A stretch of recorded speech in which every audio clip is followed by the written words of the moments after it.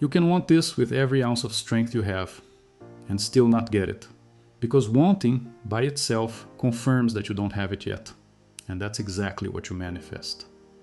Neville Goddard spent his entire life explaining this difference. In this video, you're going to understand how to stop asking and start being, and what changes when you do. But before we get into that, one quick thing. If you're not subscribed yet, go ahead and subscribe, because here we dive into these truths that most people avoid in a way that actually makes sense. And if this topic has resonated with you since the title, leave a like. That helps this kind of content reach people who are also stuck in this cycle and don't know why yet. Alright, let's go. There's a feeling that anyone on this path knows very well. You discover manifestation. You start affirming, visualizing, practicing gratitude. You go deep. You take it seriously. And for a while it seems like something's shifting, like you're on the right track. Except the results don't show up in the same proportion. Or they show up and disappear. Or they show up in peripheral areas of your life, but not in the one that matters most. You look at people around you who seem to get what they want without so much internal effort. You read more, watch more, try more techniques. And the question starts showing up more and more often. What am I doing wrong? Most of the answers you find go in this direction. You need to believe more, vibrate higher, be more grateful, visualize with more emotion, practice with more consistency. And you try, again, more seriously. The cycle continues.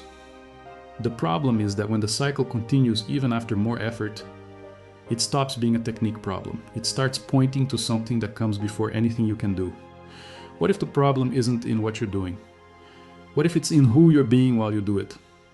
Most people never stop to think about what desire actually is as a mental state, as a signal the mind sends all the time. When you desire something, what's happening inside? You're confirming that this thing exists, but you're also confirming that it's not with you. Desire, by nature, points to what's not with you. You want it because you don't have it yet. And the problem is that this is the information your internal system is registering all the time. Not what you affirm, not what you visualize for a few minutes. The dominant state, what you feel as true most of the time. If that state is desire, what it communicates is lack. You can be visualizing wealth in the morning and feeling the squeeze of scarcity the rest of the day. The visualization lasts 10 minutes. The state of lack lasts 16 hours. Which one's going to prevail? This explains a pattern that a lot of people notice but can't name. People desperate for something tend to push away exactly what they want most. Not because they're unlucky, but because the state of urgency of I really need this, that state leaks into everything. Leaks into how you talk, how you decide, how you react to situations. And people around you pick up on it, even without knowing they're picking up on it. It's like trying to open a pull door by pushing harder.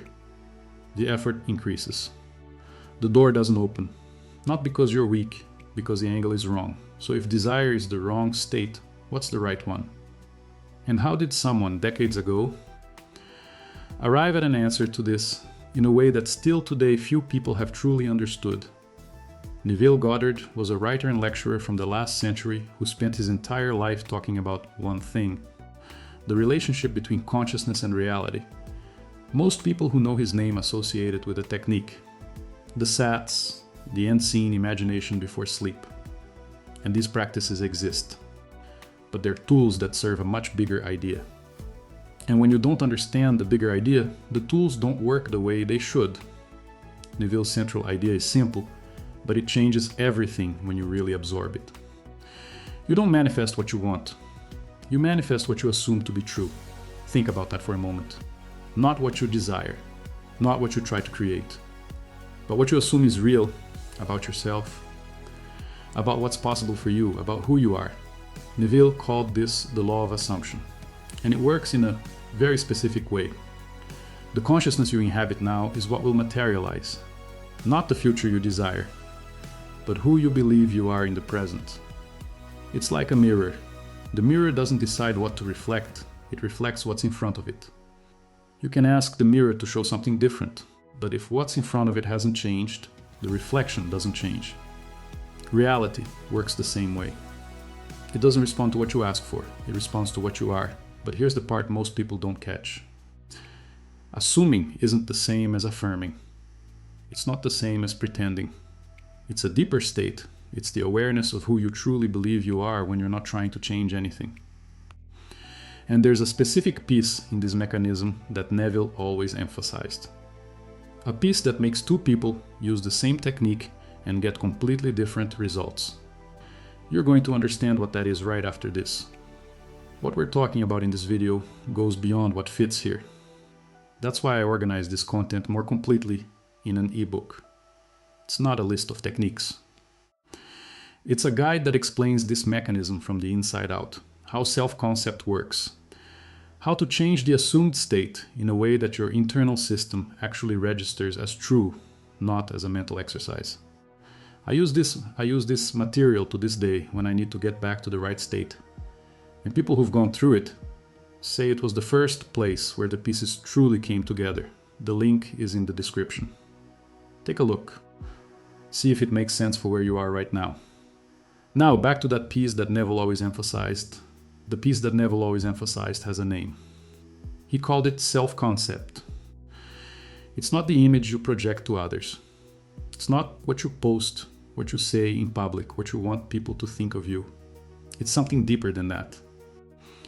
It's what you believe is true about yourself when you're not trying to impress anyone, when you're alone, when you're afraid, when you're in the red. This self-concept operates all the time in the background like an invisible filter, and it determines what you perceive, what you consider possible, what opportunities reach your awareness, and which ones pass without you even noticing.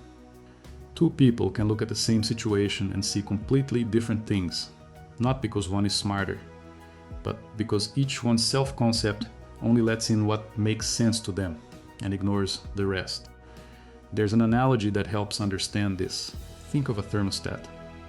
You program a temperature and it maintains the environment at that temperature. If you open the window, it compensates. If you close it, it adjusts. The environment always returns to the program set point. Self-concept works like this. You have an internal temperature programmed for what you deserve, for what's possible, for what's normal in your life. And every time something outside that pattern shows up, the system acts to bring everything back. An opportunity that's too big unexpected recognition, a result outside the usual, the system treats it as an error and corrects. That's why people who suddenly make money often lose it quickly, not from bad luck, because the internal thermostat is still programmed to another level. And that's why affirming, I am abundant, without changing the self-concept works for a while and then stops. Because you're trying to change the reflection without changing what's in front of the mirror. The problem was never the technique you used. It was that all of them were happening inside a self-concept that hadn't been updated yet. So what updates self-concept? Self-concept doesn't change through effort. It doesn't change through willpower. It doesn't change because you decided it's going to change. It changes when you start to act, perceive, and decide from a different identity, consistently enough that your internal system starts registering that as normal. Neville called this living in the end. Not imagining arriving at the result, but imagining and acting from the result as if it were already real. The difference seems subtle, but it's everything. When you imagine arriving at the result, you're still in the state of someone waiting. When you act from the result as if it were already real, you're being, and the self-concept starts registering. There's a simple way to understand this. Think of an actor who truly inhabits a character. Not the actor who represents the emotion from the outside, but the one who lives it from within, in a way that others perceive as real even knowing it's fiction. Neville was the Stanislavski of manifestation. He said, "Don't act like you have what you want. Be the person who already has it. Not for a few minutes a day. As a dominant state." Now, one important thing. Being isn't pretending. Pretending has tension. Pretending creates internal dissonance. One part of you says, "I have it," and another part knows it's false. That doesn't work. Assuming is different. Assuming is starting to relate to life from a different perspective. It's asking, how would someone who's already there act right now? and acting like that. Not in a grandiose way, not in big gestures. In everyday micro decisions that start creating internal coherence. The person with a self-concept of abundance doesn't act like the person with a self-concept of scarcity. Not because they have more money, but because they perceive differently, consider differently, respond differently to the same situations. And when you start acting from this perspective, even in small things, the internal system starts registering, not immediately, but with consistency. The thermostat starts reprogramming. You don't change who you are by deciding to change. You change who you are by being something else, repeatedly, until the internal system accepts it as normal. That's Neville's key. Understanding the key is one thing. Starting to use it is another. And the good news is that this doesn't require a dramatic turn. It doesn't require you to wake up tomorrow being a completely different person. It requires something much smaller, and because of that much more possible. It requires the first micro decision. It starts with a question. When a challenging situation shows up, a bill, an opportunity, a difficult conversation, you pause for a second and ask, how would someone who's already arrived where I want to be respond to this? Not how I want to respond. Not how I should respond. How someone who's already there. And then you act from that, even if it's small, even if it seems symbolic. The internal system doesn't care about the size of the action, it registers the state of who acted. There's also a practice that Neville taught that makes a lot of sense when you understand the mechanism. Before sleep, when the mind is more receptive, you mentally review a moment from your day as if it had occurred from the new identity. Not as fantasy, not as it should have been, as state training. You're teaching the system to associate that kind of situation with who you're becoming. This doesn't need to last more than 5 minutes. It doesn't need to be elaborate. It needs to be genuine. You need to feel, even if just for a few seconds, the state of someone who's already arrived. Over time, these micro decisions create a new pattern. The thermostat reprograms. And what before seemed out of reach starts to seem like just the next step.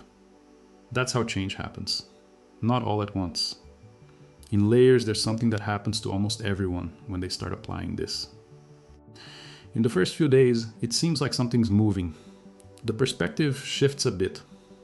The micro decisions start appearing. You feel like you're on the right track. And then the external reality doesn't change at the pace you expected. The bill is still there. The situation stays the same. And the first impulse is to check. Is it working? That impulse is treacherous. Checking if it's working is an act of the desire state. It's the state of someone waiting, monitoring external reality to see if it confirmed the internal state. And the problem is that this monitoring reconnects you with the old state. You exit the new identity and return to the identity of someone waiting for evidence. External reality always changes after the internal. There's a delay. And that delay isn't proof that it didn't work, it's simply the nature of the process. There's another pattern that shows up right after. You do the nighttime review, you ask the anchor question in the morning. And the rest of the day, you live and react like you always have.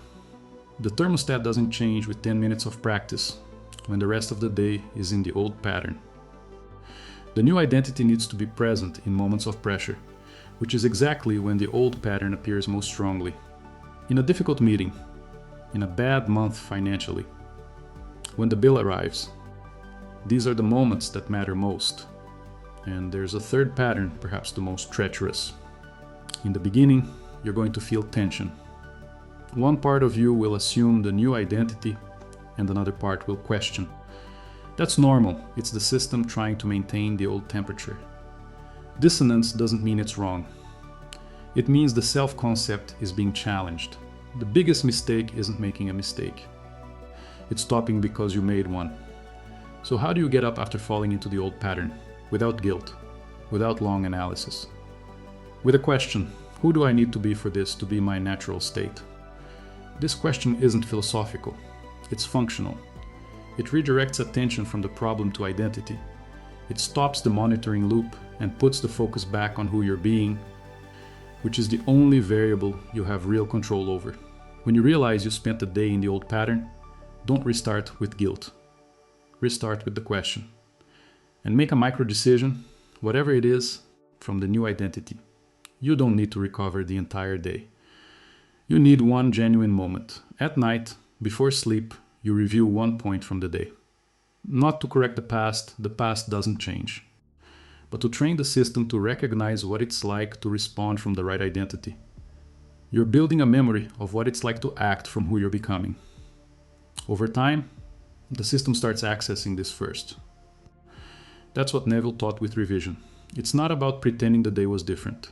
It's about creating a reference state that the internal system can use as a starting point. And there comes a quiet moment without warning, when the new identity stops being an effort and becomes the pattern. The anchor question doesn't need to be asked consciously anymore. It's already the first instinct. That's the moment when the thermostat changed. Until then, the practice is simple. One question, one micro decision, one review, repeated with consistency, not with perfection. The reality you want isn't waiting for you to deserve it. It's waiting for you to assume it. And that starts now. If this content made sense to you, I want to ask you something. Leave a comment down below with one word, the word that sums up what you're going to start being from now on. It can be abundance, freedom, clarity, whatever, just one word. And if you haven't picked up the ebook yet, the link is in the description.